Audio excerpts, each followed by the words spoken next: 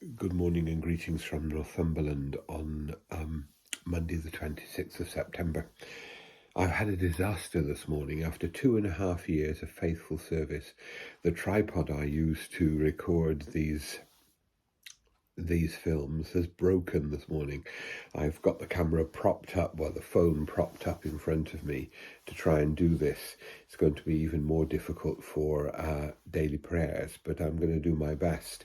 But if daily prayer doesn't appear today, it's because of the technical issues that we've got. I've already ordered a new one, which hopefully will arrive tomorrow. So much for my woes. Today, in the Gospel, there's an argument. It says here, let me read it to you. An argument arose among them, that's the disciples, about which was the greatest. And Jesus, aware of their inner thoughts, took a little child and put it by his side and said to them, "Whoever welcomes this child in my name welcomes me, and whoever welcomes me welcomes the one who sent me.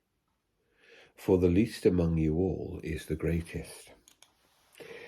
Money, wealth, power, influence, they are all things that can, as we were reminded yesterday in the letter to Timothy, can seduce human beings.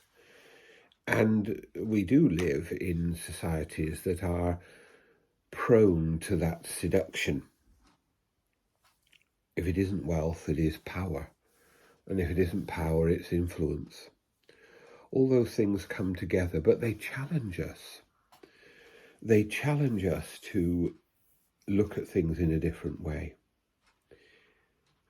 because Jesus stands out against them. If I ruled the world, we often say in our brains, everything will be better, but of course it wouldn't, because all of us would succumb to those challenges, those temptations, those things which would take us away from the way of Christ and the way of love.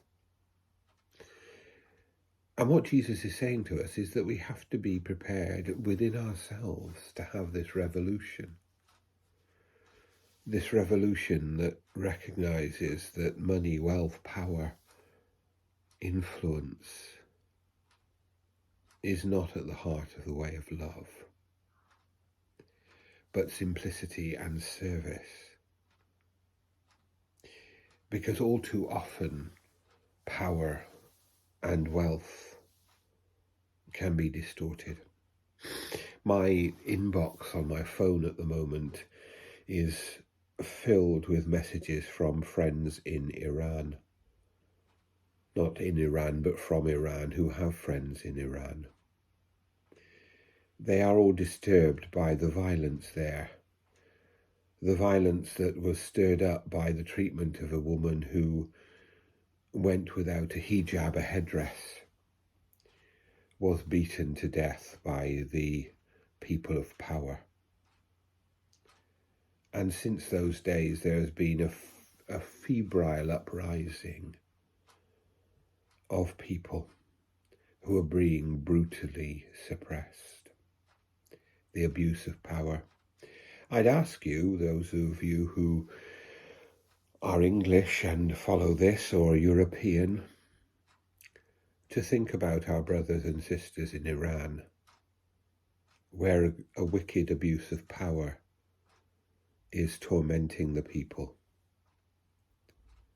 And those people who are my friends who have left Iran are left in a completely anxious state by what is going on.